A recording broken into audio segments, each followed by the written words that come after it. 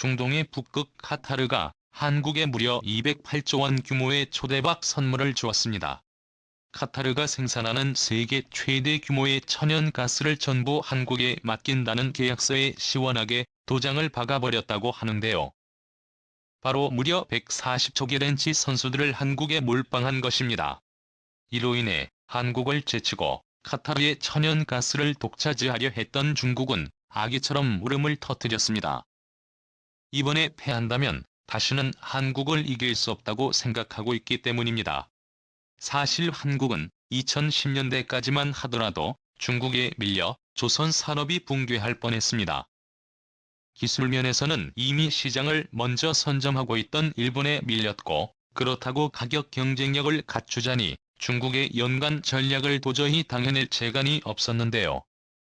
그래서 일본과 중국의 협공에 우리나라의 많은 조선사가 폐업했고, 매체들은 연일 한국 조선업이 이제 끝장이라며 비아냥댔습니다. 하지만 이젠 아닙니다. 불사조처럼 부활한 한국은 중국을 제치고 일본을 바탕내면서 세계 선박 시장을 이끌고 있는데요. 세계 조선업계를 양분할 줄로만 알았던 중국과 일본의 선박이 연이어 치명적인 사고가 터지면서 상황이 급반전된 것입니다. 그 결과 2011년 12월 현재 한국은 독보적인 세계 2위의 선박 건조국이 됐고, 중국은 자국 내 저가 선박이나 수주하는 신세로 몰락했습니다. 일본은 아예 보이지도 않는데요. 애당초 카타르가 한국에 선박 수주를 맡길 수밖에 없었던 것이죠. 그런데 대한민국은 어떻게 중국과 일본을 박살내고 세계 1위의 자리를 굳건히 지킬 수 있었던 것일까요? 오늘 이슈거리에서는 카타르가 한국에 28조 초대박 선물을 준 이유에 대해 파헤쳐 보겠습니다. 최근 한국이 세계 선박 발주를 싹쓸이하고 있습니다. 한 독주의 주변국들은 경악을 금치 못하고 있는데요. 한국이 조선업계 왕자를 탈환할 수 있었던 이유는 우리가 묵묵하고 성실하게 일하던 동안 중국과 일본이 거대한 빅동을 샀기 때문이었습니다. 일본 미쓰비시 중공업이 건조한 판찬티 6의 컨테이너선은 인도양에서 문태풍의 두동강이 났고, 중국의 대형 LNG 운반선 시티와의 글래드스터로우는 호주 인근 해상에서 엔진 고장으로 멈춰섰습니다. 이런 일들이 연달아 일어나자 전 세계 선주들은 아주 튼튼하고 고장이 거의 없는 한국뿐이었습니다. 그런데 중국은 아직 현실을 자각하지 못하고 자기들만의 세상에 빠져 있습니다. 현재 온갖 중국 매체들은 올해 세계 선박 수주량에서 한국을 앞질렀다며 세계 정복이라도 한 듯이 왁자짓 걸 떠들고 있는데요. 실제로 영국 조선해운 시황분석 업체 클락슨 리서치에 따르면 올해 중국의 누계 발주량은 918척이나 됩니다. 반면 한국은 고작 397척 발주에 그쳤습니다. 이와 같은 분석 자료를 확인한 중국인들은 눈엣가시 갔던 한국을 드디어 해치웠다면서 난리가 났습니다. 하지만 그들의 기쁨은 오래가지 못했습니다. 선박 수주량은 중국이 앞섰을지 몰라도 실속은 한국이 챙겼기 때문입니다. 업계 전문가들은 애초에 선박의 척수는 절대적인 지표가 될 수 없다며 중국의 우매함을 비웃었습니다. 쉽게 예를 들면 유조선처럼 단순 화물을 싣는 배와 LNG선 같은 복잡한 구조의 배의 작업량이나 가격이 같을까요? 이는 계산기에 15대를 팔았다며 스마트폰 5대를 판 사람을 비웃는 행위나 다름없습니다. 즉 척수나 화물 양으로만 나타내는 것은 비합리적이라는 것입니다. 그래서 세계 국가들은 취직티라는 선박 발주량 표준 단위를 만들었습니다. T란 표준 화물선 환산톤 수를 말합니다.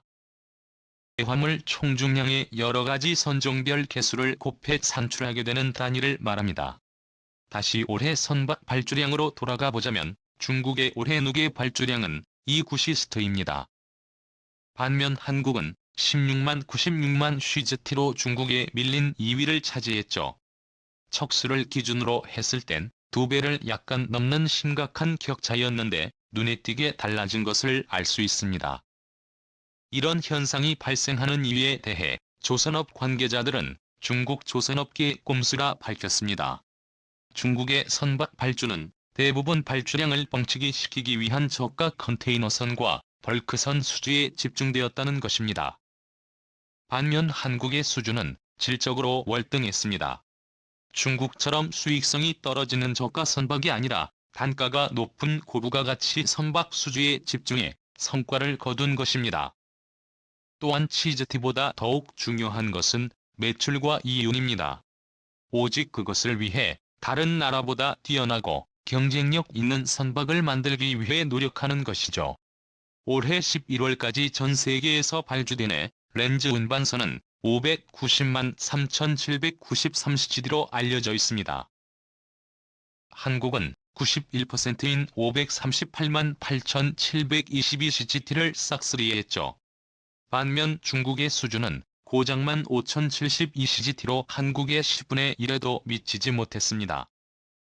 또한 한국의 11월 척당 평균 성과는 1억 2,300만 달러로 중국의 3,500만 달러와 비교해 3.5배가량 높습니다.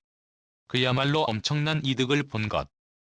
조업뿐만 아니라 중국은 결국 외화를 번 게 아니고 자기들끼리 돈을 돌려 먹고 있었습니다. 중국의 선박 발주는 대부분 자국 선사 수요인데요. 즉 오른쪽 주머니에서 돈을 꺼내 왼쪽 주머니에 넣고는 많은 돈을 벌었다고 자화자찬하고 있는 꼴이라고 할 수 있습니다. 한편 과거 일본의 기술력은 세계 제1이라고 부르짖던 일본은 어디 있을까요? 없습니다. 전혀 눈을 씻고 찾아봐도 일본이 선박을 수주했다는 기록을 찾아볼 수 없었습니다. 최근에는 일본에서 화물선이 방파제와 충돌해 기름이 유출되는 사고가 발생했는데요. 일본에선 정말 잊을만 하면 선박 관련 사고를 내는 듯합니다. 일본이 자랑하던 세계 제1의 기술력은 방파제를 두고 하는 말이었던 걸까요? 해외 선사들은 배를 단숨에 박살내버리는 일본 방파제 성능에 감탄하며 선박 발주를 끊어버렸습니다. 그리고 그것은 카타르도 마찬가지였습니다. 카타르는 대한민국의 10분의 1밖에 되지 않는 아주 작은 나라입니다. 그런데 1971년 이란과 카타르 사이에 전 세계 전체 매장량의 10%를 차지하는 초대형 가스전이 발견되었습니다. 중동의 작은 나라였던 카타르는 순식간에 초대박 금싸라기 땅이 되었습니다. 이에 선박 좀 만든다는 모든 나라들이 카타르의 벌떼처럼 달려들었습니다. 하지만 카타르의 입장에서도 구분을 좌지우지할 초대형 사업을 아무한테나 맡길 순 없었는데요. 그래서 카타르도 세계에서 선박을 가장 잘 만든다는 동아시아 3국 사이에서 엄청난 고심을 할 수밖에 없었다고 전해집니다. 사실상 멀쩡한데 제일 비싼데 걸핏하면 두 동강 나는 배 엄청 싼데 바다 한가운데서 멈추는 배 중 하나를 고르는 것이었죠. 더 많은 분들은 한국이 카타르 LNG 선박을 싹쓸이할 것으로 예상했습니다. 그런데 이변이 일어났습니다. 카타르에서 한국보다 중국에 먼저 LNG 선박을 발주했던 것입니다. 카타르는 중국과 총대척에 렌즈 운반선을 7억 6,200만 달러 단호 약 9천억 원에 계약을 했습니다.